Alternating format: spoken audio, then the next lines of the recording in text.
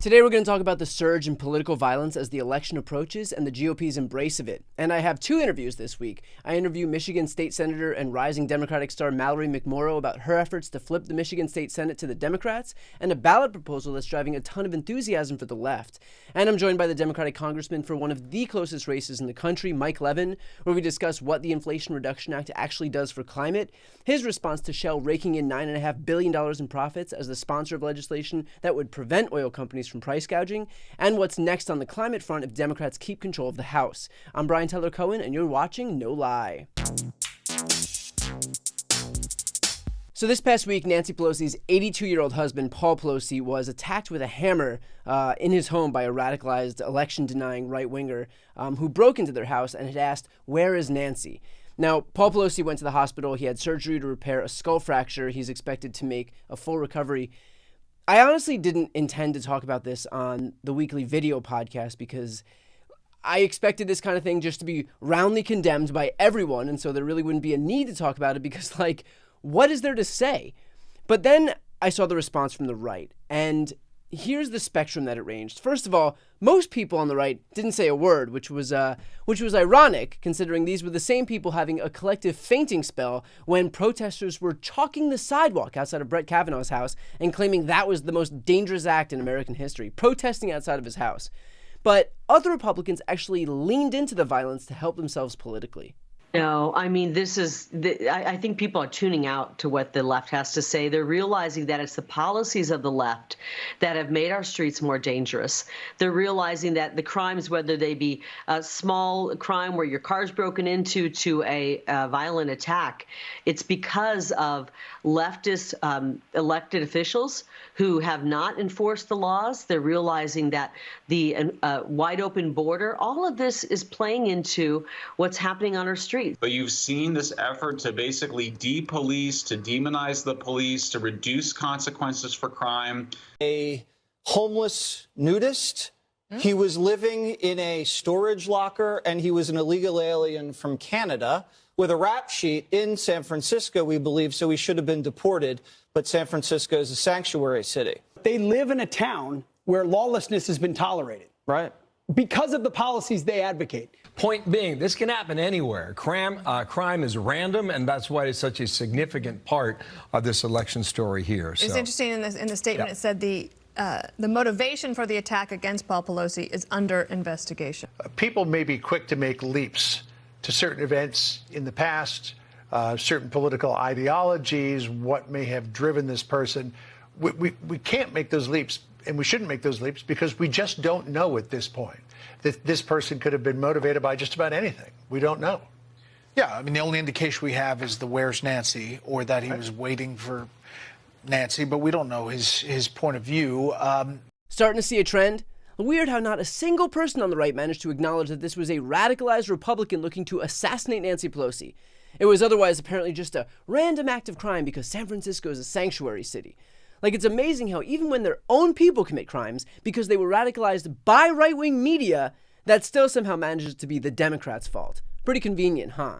And so when you have an entire major political party that seems incapable of condemning the violence, but actually very eager and willing to exploit it for their own political purposes, you start to recognize that the violence isn't an accident. It isn't some unfortunate byproduct. It's the point. It's the strategy.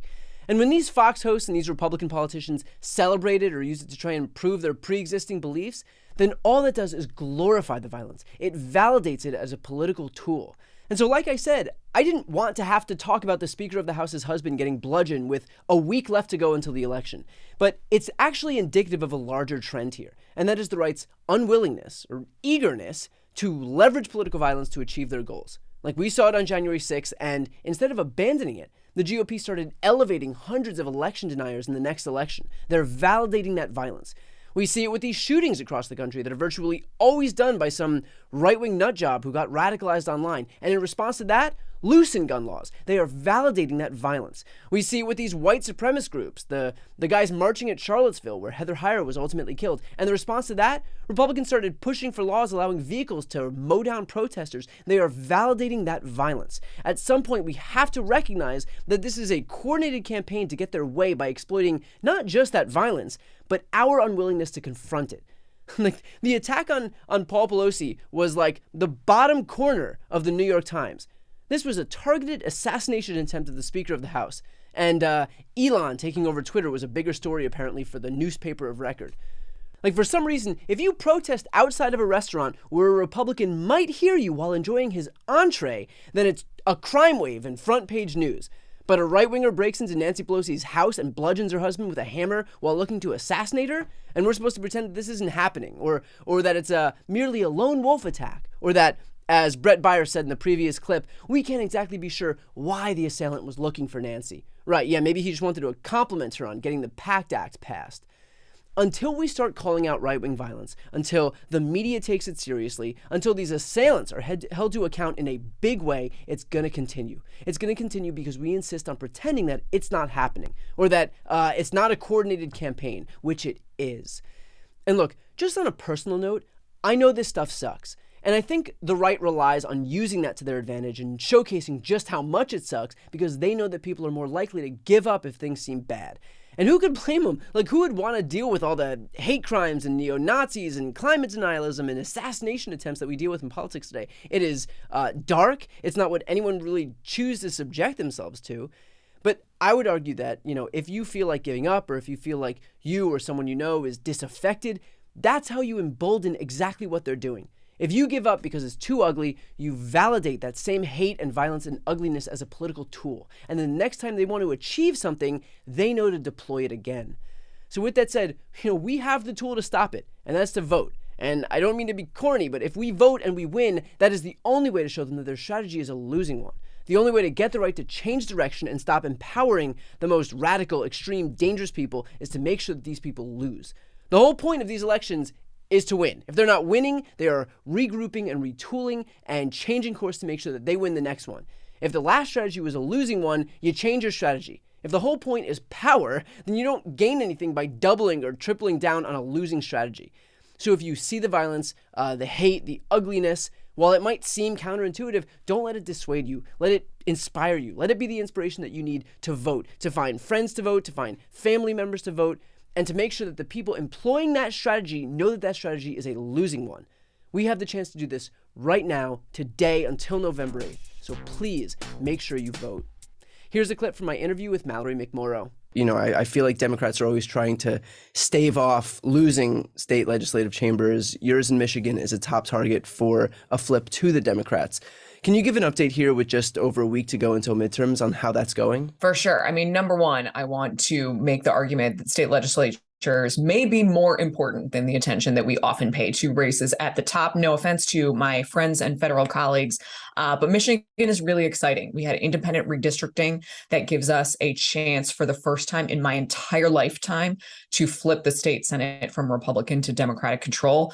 We feel cautiously optimistic. I've been all over the state helping to raise money and get out on doors with our candidates, and we just got to get through Election Day and get it done. What's effectively on the ballot if Michigan Democrats are able to flip the chamber? We have 40 years of an agenda that we have to make up for. Number one, I think that it is imperative that we fix the basics, that we protect voting rights, that we codify reproductive rights and abortion access, even though we do have a ballot initiative in Michigan to do just that so that we can get back to normal. And then I know my colleagues on the Democratic side, we want to lean into what makes Michigan the best place in the world, a place where people will come to for job opportunities, where we lean into protecting water and the environment and clean energy and really lead the way into what the future of the auto industry looks like and mobility looks like. There's so many things. And here's a clip from my interview with Mike Levin. And how did the district change after redistricting? What did it go from looking like? So it was a D+7 district, D+6, D+7, and then after redistricting, it was D+2. It's a district that encompasses both Orange County and San Diego County, and we wound up in the new district with slightly more of Orange County, a new city of Laguna Niguel, which is a fantastic city. It's just new turf for us. It's 60,000 people that we have not represented in the past. So we've had to go out and communicate very aggressively with everybody in Laguna Niguel. And we have done that. So we are, leaving it all on the field, as they say. So people might look at these House races and think, it's just one more race. It's not that important because it's just one more House race out of 435. But if your race is the tipping point, what does a Democratic House look like versus a Republican House? Well, I really do think that races like ours are the tipping point, depending on which projections you look at. There are 20 or 30 toss-up seats, and we've got to win most of them as Democrats to hold on to the majority. But the differences are huge. The stakes are tremendous, Brian. Think of Speaker Kevin McCarthy. The thought gives me great pause, just because I know my background is on climate and environmental policy. Speaker Pelosi put me on the select committee for the climate crisis. I've been fighting very hard to reduce our greenhouse gas emissions across all sectors.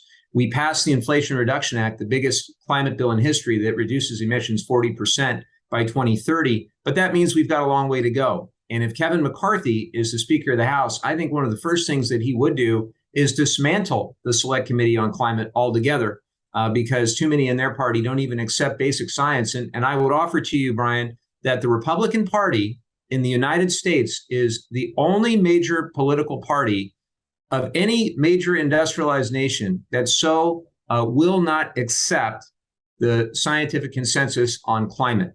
It hasn't always been this way, but I think that campaign finance has an awful lot to do with it. And as always, if you want to watch the full interviews with both Mallory McMorrow and Mike Levin, click the thumbnails right here on the screen or check out the interviews playlist on my YouTube channel.